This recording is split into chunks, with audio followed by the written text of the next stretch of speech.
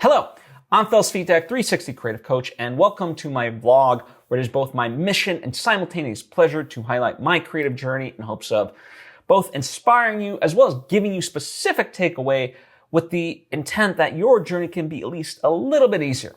Now, before I fully dive into things, I would love to take the opportunity to invite you to subscribe if you haven't already, that we get all the various lessons and episodes that I put out right when I put them out. Thank you if you just did, and thank you if you already were. It truly does mean a lot to me, as I hope it does to you. So, let's get into things. Overall, when I think about this year, in many ways, it's a transition year. Like, quite literally, LA's in a transition because of the fires and, the state of the Hollywood industry. America's in transition with our new president, and as such, the world is in transition. So there's a lot of uncertainty throughout the world, for sure. And we're all having to, kind of come up with what that means for ourselves, for our loved ones, whether that's family, friends, and so forth, our careers. And that's a scary thing to think about. But, interestingly enough, Phil Stutz and Elise Loehnen came out with a book called True and False Magic. And sometimes you just receive a book exactly when you need it.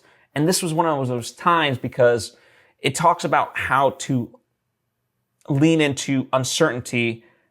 That's one of the things that it talks about, but leaning into uncertainty as a way to tap into true magic and, to not be operating in a lower vibration, let's say, of yourself, and that you can't tackle these things. So, this is one of the things that has been truly helping me, kind of right now and find my footing.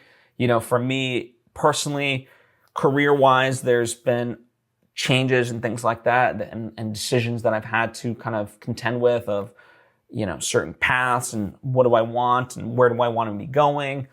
And not that I figured out all the answers, but as I use the term, I am finding my footing.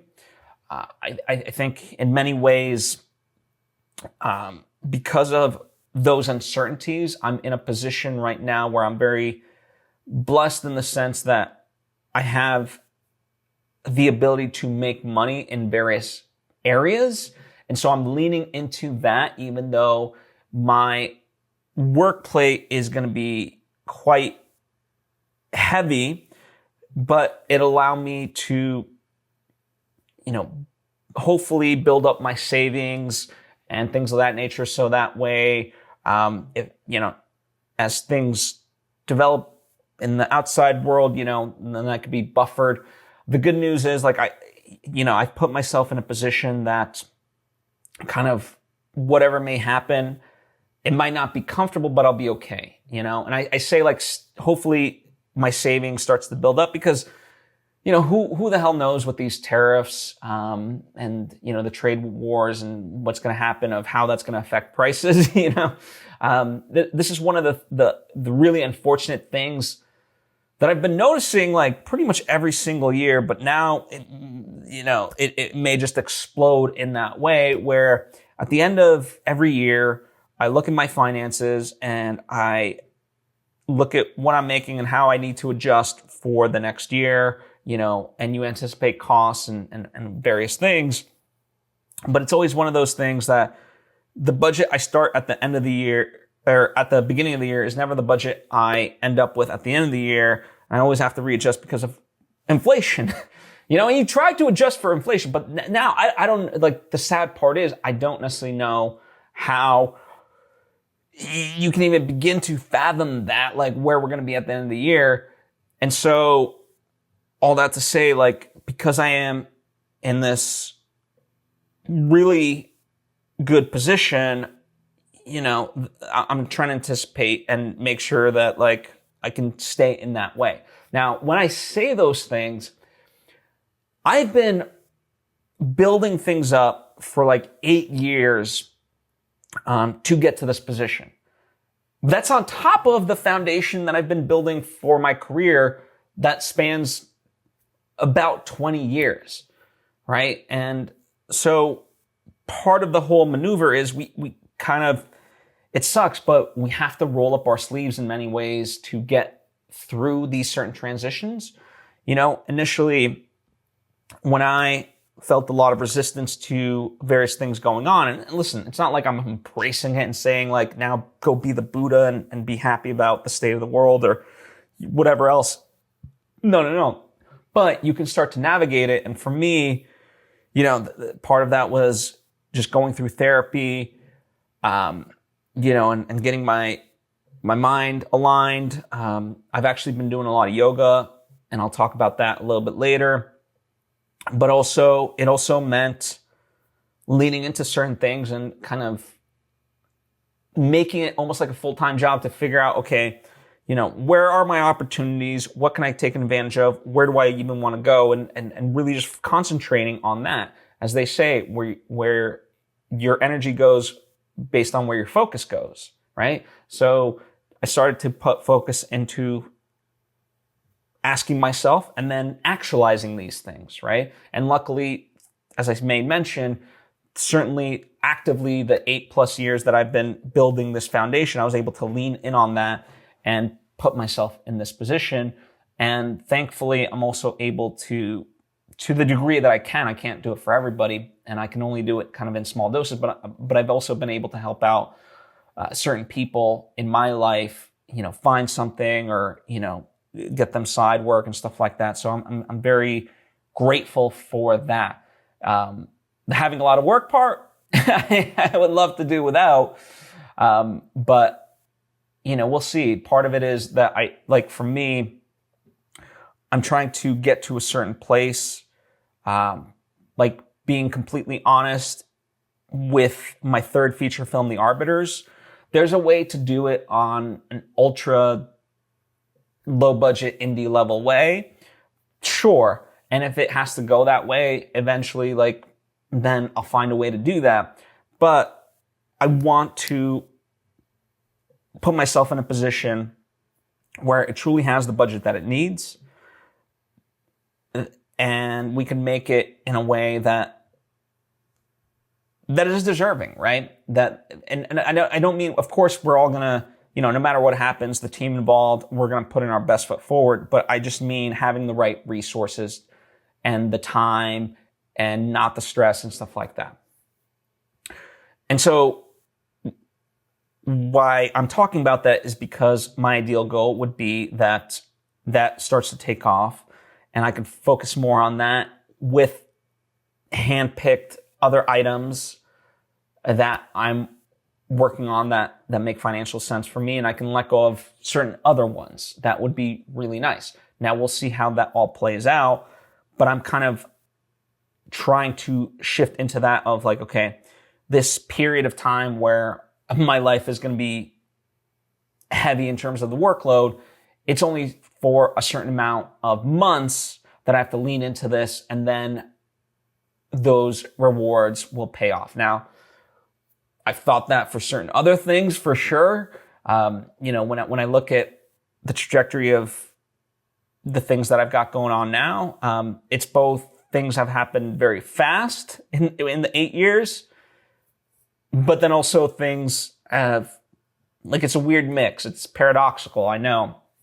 But, we always change the bar and we raise it higher based on where we are. And so I'm higher, I'm looking higher of where I want to go. But as far as where I want it to be, those 8 years ago, I'm, the bar was much lower, and I've certainly surpassed that. So, but through the work kind of unfortunately becomes part of a liberation. And listen, I'm not saying that ultimately that we have to lead only a workaholic lifestyle and that we have to burn ourselves out and things of that nature. And I wish it wasn't like that, right?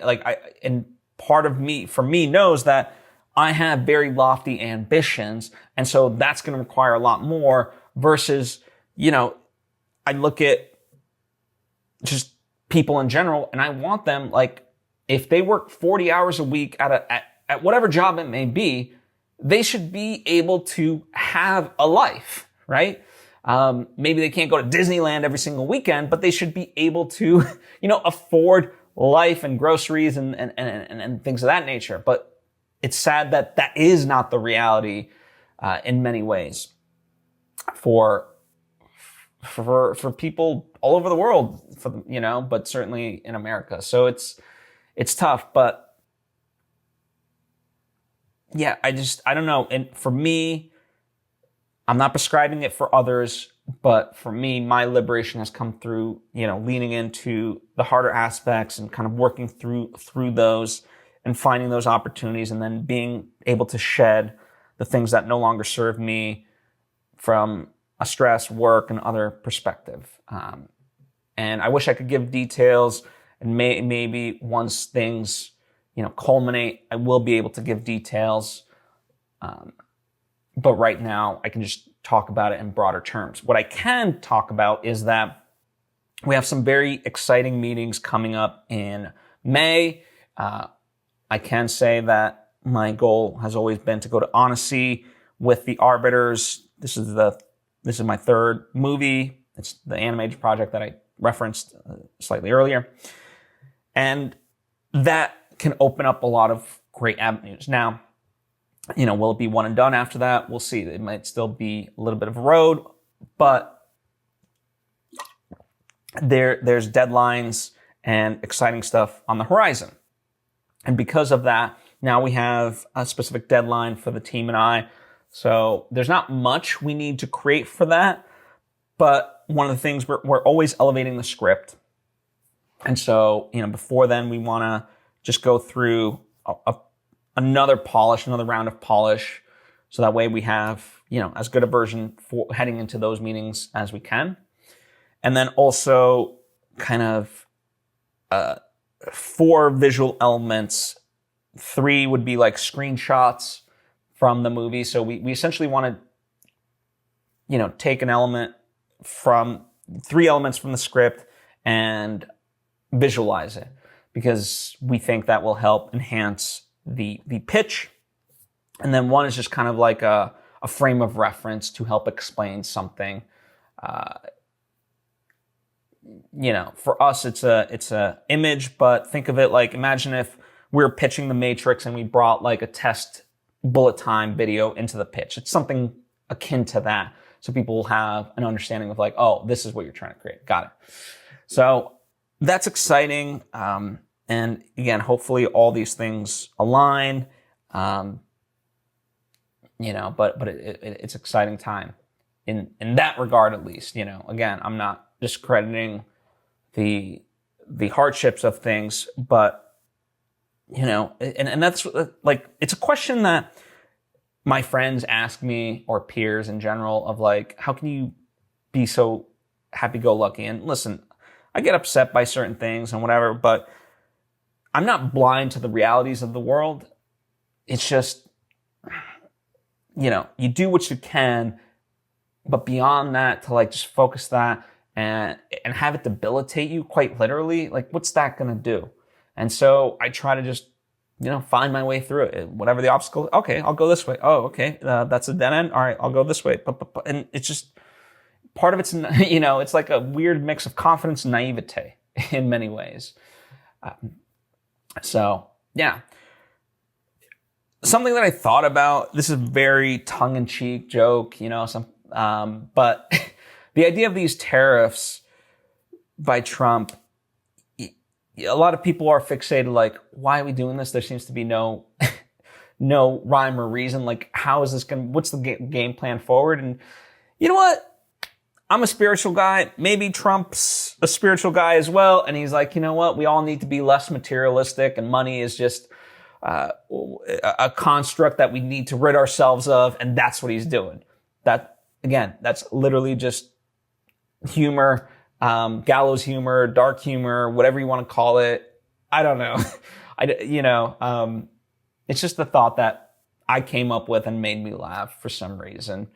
Maybe to ease the pain a little bit, as much as we can. I know, like, I'll sometimes check out certain clips from late night shows or like SNL or whatever else. And I'll see various comments of like, we appreciate your humor because at least it's getting us through this hard time. And I think we all need a certain amount of humor. So this was just my version of it, if you will. So yeah, speaking of kind of just filmmaking and lessons and things of that nature, I've been working quietly on a film how-to book, and it's based off of my experience of making my first movie called Love Market. And it's very much inspired by Robert Rodriguez's Rebel Without a Crew. Now, obviously Robert Rodriguez himself is just such an amazing filmmaker, like a true inspiration, so successful, both just like literally in terms of what he's able to accomplish, but also just how joyous and such a family person he seems and all that good stuff. So I truly look at him as an inspiration. So there's that. And also the book itself is just incredible because of that success, right? So I don't claim that I will be replicating what he's managed to replicate, but it's an inspiration and I want to kind of create my own. I do think the message is equally as important as the messenger is equally as important as the message. And so, I wanted to share those experiences and, provide takeaways, yes, for filmmakers, but also artists as well. I think much like Robert's book, it applies beyond filmmaking. Like it can apply to entrepreneurs and things like that. Not necessarily all the specifics, but the general broad strokes. And, how it originally started was I dictated everything, no different than I am dictating this in essence, and had it transcribed. And I've been working with a ghostwriter. Sadly, the ghostwriter had some family issues back in August, and they thought that they could get back into it. They couldn't, so I'm now sort of taking over and really focusing on that. And part of the reason why I'm focusing on that, is just to finally get it off my plate. Like, the fact that I'm heading now slowly into my third movie and still writing about my first, like, it feels like a lifetime ago. Like it's a made up character in many ways, even though it is literally me and it's truthful. And so I don't want to forget all the details, and by being so detached from that experience because of the years, but also, I just want it out there from filmmakers, and also part of when I talk about career shifts, right, going back to that idea of transitions, it's no real secret that I love teaching, and I would, and I've done it informally in this level, but I would love to, at one point in my career, work with film students, so working as a film professor at a college, that would be amazing, I would really enjoy that. Now, granted, I say that, who knows, maybe I might not enjoy that, but it feels very true in line with what I would love. And so part of helping me build that foundation to get there would be this film book, right? It all works in tandem in that way, or can work in tandem. So I'm excited. Right now, I'm taking what the ghostwriter has created, going through, revising it a little bit, just in terms of its broader strokes. Then I have just a few final chapters to actually draft myself. Then I'm going to go through and, look at everything, do a more complete pass, and then do a third and final pass of, grammar, blah, blah, blah. And, that'll probably be with somebody, not just, on my own. And, as part of the second pass, and then certainly the second pass, I'll create, what do they call it? Not sidebars, but call outs. They call them call outs. So, you write about certain things, and, if there's like a specific thing, there's like a box on the side, and it goes into a little bit more detail about how to apply and stuff like that. So that'll be part of draft 2. Draft 3 will be really, shaping that, finessing it, creating consistency, and yada, yada. So yeah, I'm looking forward to getting that out into the world. Very exciting. So yeah, if nothing else, I'm finding ways to lean in and just speed up the process on some of the stuff that's been stagnating. One of the big projects also is this like digital film school parody that I've been doing. And literally it's just in a sound design mix process, and should be out within a week or two. And so I'm excited. Like that's literally been sitting on the shelf for like 2 years. In fact, I called my friend Khalil Abderrahim, who was a part of it and who's part of a lot of the work that I create. And I was like, hey, the digital film school, like it's almost done. It's going to be out. He's like, what are you talking about? I'm like, oh, okay, yeah. I thought maybe he'd at least know, but I was like, okay, here's what it is. And I was like, it's something that we filmed 2 years ago. It's like, oh yeah, okay, yeah. So I'm excited to just have that done. I've been working with the editor, Shannon Josephs. She's just been amazing to kind of slowly get to know more and more. She helped me with some Arbiters behind the scenes stuff. And while this parody ultimately, like, is it going to elevate my career? It's just something that was fun that we wanted to do. And it's just been sitting for so long. So I was like, let's just even though there's other stuff that would be far more beneficial, let's just get this off my plate and done with. And so I'm so excited. Like, I think we really created a fun thing. I'm looking forward to putting that out into the world. And because of that, we can move on to the bigger things. And one of the things that she's working on now is the culmination of 20 years of my career, creating like a mini documentary, probably like 20 minutes, maybe even 30 minutes, who knows, of my entire career. And maybe there'll be like a cut down version that's like 5 minutes, and we'll see. I mean, literally there's like 250 gigs of just raw footage that I had. By the way, when I say 250 gigs, a lot of it's just like very compressed H.264 stuff. So it's not like Apple ProRes high definition type stuff. Although I do have access to that when we get to it and, we're ready to master it. But all the same, so a lot of footage. And so, originally I was going to upload it to G Drive. That's how we've worked in the past because, we've had a lot less footage to work with. This, I was like, all right, let me just send you an SD card. And I put out an episode about that of like, instead of even sending a hard drive, just an SD card is so small, so light that, and they fit so much. So I was like, I sent that to her. She got it this past week. She's going through it this weekend, taking a look at stuff. So I'm looking forward to connecting on that in terms of what she thinks and how we can really align it and tell the story, and this is the most creative liberties that she'll have because the other stuff was kind of more specific. This, she's really building from the ground up and able to really make it her own. So I'm excited to see that come to life. So yeah, that's kind of been that. I will say, given these various other projects, specifically the film book, I've paused the writing of the novel to focus on the film book and get that off my plate. Number one, it's just going to be easier. It's something that, like, yes, there's a creative component to it, but for the most part, it's already laid out.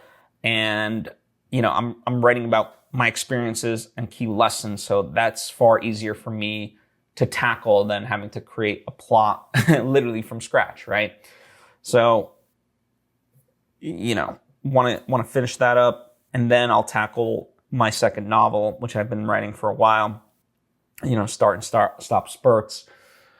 But something that came to me was, initially, like, it was conceived as a movie and people told me to turn it into a book, and I'm liking writing the book version for sure. But a kind of weird hybrid, now that I've read Emily Wilson's The Odyssey, it just inspired me to like, well, maybe why not tell this story with like iambic pentameter, where it's, it's kind of like a novel, but doesn't have to have all the details and can have a little bit of a greater, faster pacing, kind of like a movie, and so I'm like, you know what? Maybe this is the route. So I don't know. We'll kind of see how, probably like, I'm not going to force myself to directly write an iambic pentameter. I think that's a little bit beyond my scope of wanting to do, forcing myself to do, but making it a little bit more lyrical, poetic, and just kind of freeing myself of the rules. And part of the reason why I think it works is because the main character, a woman named Aya, she's a creative soul that wants to get back to her poetic nature, quite literally. She used to write poems as a kid, and so she wants to return to that journey. And so this could be a way to help infuse that as part of the narrative, right? Like, that seems cool to me. So there's that aspect. Some other quick things, I'm involved in a nonprofit, and I get hit up by friends for various favors here and there and whatnot. And, usually I'm very upfront if I can take on something or if I can't. Nowadays it's a little bit tougher because of my schedule. But if I do take on something, it's kind of interesting. A lot of times people will kind of, accept something and do something for others, but then the other person's waiting on the person doing it to finish it up, and weeks, months can go by and nothing ever gets done. For me, I don't want people waiting on me. I like to just get things off my plate and be like, okay, here you go.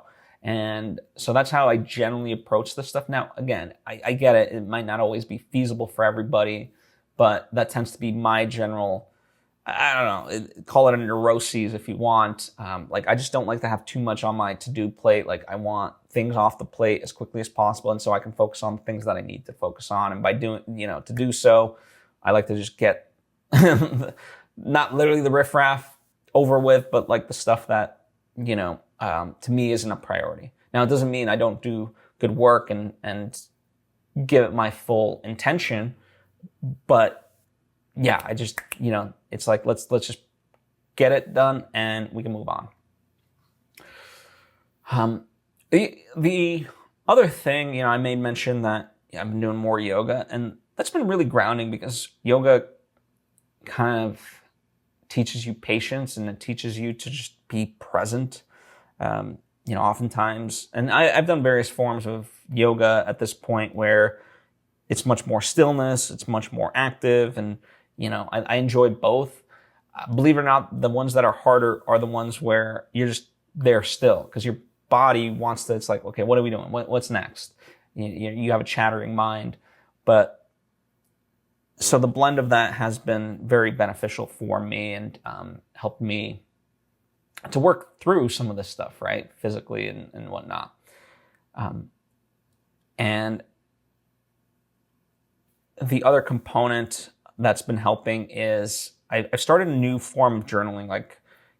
I still journal and things of that nature, but now I've begun, at least for the next 31 days, this practice where each day I will write down in present tense things I want to happen, but I write them as if I am experiencing them happening, right? So it can be whatever it is. Let's take the, Arbiters gets funding, fully funded, ready to go. So I would write that down much more eloquently. And I do 10 of these things per day. And then once you're done, you assign it a date of when you think this will happen. And just instinct, it's not about being right or wrong. It's just write it down of when you, just in your gut, what's a date that this feels true. And then you do this for each day. And each day you come up with something new that you want to manifest. So you try not to repeat. Now, do I know where this is headed? I don't know. This could be complete bullshit for all I know. But it's an exercise that I'm doing. And, after 31 days, I'll let you kind of know where I'm at with it. I think some of this stuff that I'm writing, at least, I've literally done just for day one. So I still have 30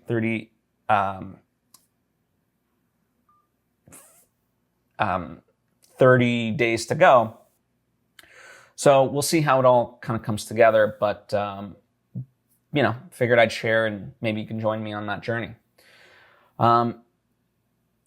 Two other quick things that I want to talk about is that, it's always interesting that in this day and age, everyone's always looking for something cheaper. And ironically, paradoxically, it ends up costing them more, right? So, there's been an experience that I had recently where someone was like, hey, why don't you, instead of like doing it from scratch, you just take this version of it and you just have to do a couple of tweaks. Okay, cool. They're like, okay, why does it sound that way? It's like, because I used the version you gave me instead of like doing it from scratch. And now I'm having to redo everything. It's going to cost them more. It's taking more time and yada, yada. And in this day and age, it's kind of interesting because people will think like, well, can't AI fix it? It's not how AI works. I want to say to these people, like, you show me how AI can fix this, because I would love for AI to fix this, but this doesn't work that way. So that's point number one. Number two, in this day and age, I think a lot of people are getting burned out, and I opened up by talking about that we all need to sort of like to liberate ourselves might take some work, but it's okay if like you also just go to your job, do what you need to do, and then just rest for a year. Like we always try to think of like our career, like we always need to be getting ahead. The best thing you might be able to do is take a year to just relax and rest and recuperate, so that way you can do those things. I just wanted to talk about that as an option. Thank you as always for taking the time to tune in. Comment down below with any questions you might have or any topics you'd love for me to talk about in the future. I truly appreciate you. I'll see you next time.